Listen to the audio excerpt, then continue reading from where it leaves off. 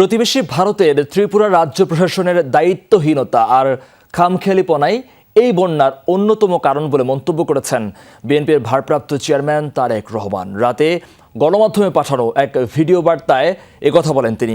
অভিযোগ করেন, হঠাৎ করেই বাঁধ খুলে দিয়ে বাংলাদেশের বিস্তীর্ণ এলাকাকে ডুবিয়ে দিলেও ভারত বাংলাদেশকে আগাম কোনো সতর্কবার্তা দেয়নি।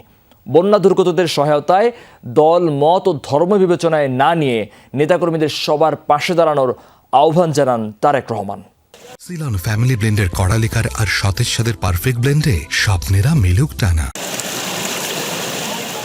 হঠাৎ করেই দেশের পূর্বাঞ্চলে আকস্মিক বন্যায় পানিবন্দী হয়ে পড়ে লাখ লাখ মানুষ। পূর্বাঞ্চলে জেলার পর জেলা প্লাবিত হওয়ায় জীবন ও সম্পদের ক্ষয়ক্ষতি হচ্ছে। বন্যায় ইতিমধ্যে মৃত্যুও হয়েছে বেশ কয়েকজনের। ভয়াবহ বন্যায় বিপর্যস্ত হয়ে পড়েছে জনজীবন। বাংলাদেশে এই ভয়াবহ বন্যার জন্য ভারতের ত্রিপুরা রাজ্য সরকারের খামখেয়ালিপনাকে দায়ী করেন বিএনপির ভারপ্রাপ্ত চেয়ারম্যান তারেক রহমান। এক ভিডিও বার্তায় তিনি অভিযোগ করেন, আগে থেকেই সতর্কবার্তা না দিয়েই বাঁধ খুলে দেয়ায় ব্যাপক ক্ষয়ক্ষতির মুখে পড়েছে বাংলাদেশ।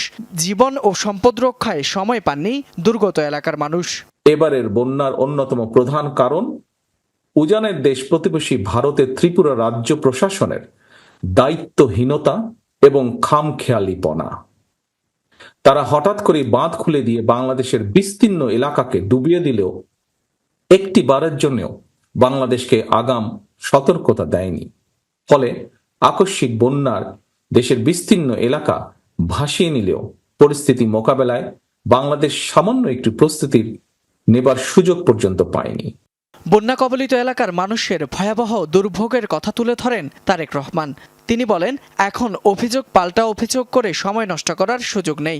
দলের নেতাকর্মীদের সব মতভেদ ভুলে দুর্গতদের পাশে দাঁড়ানোর আহ্বান জানান। কারো কোনো রাজনৈতিক কিংবা ধর্মীয় পরিচয়কে প্রাধান্য দেবেন না। একই সঙ্গে আপনারা ব্যক্তিগত কিংবা দলীয় উদ্যোগের পাশাপাশি বন্যার্তদের সহায়তার জন্য সরকার ও প্রশাসন আপনাদের কাছে কোনো সহযোগিতা চাইলে দয়া করে সাধ্য মতন সহযোগিতার হাত বাড়িয়ে দিন। যেসব এলাকায় বন্যা নেই সেখানকার নেতাকর্মীদের ত্রাণ নিয়ে দুর্গত এলাকায় যাওয়ার আহ্বান জানান তারেক রহমান। আমরা যদি ঐক্যবদ্ধভাবে। ফয়সাল মাহমুদ, যমুনা নিউজ, ঢাকা।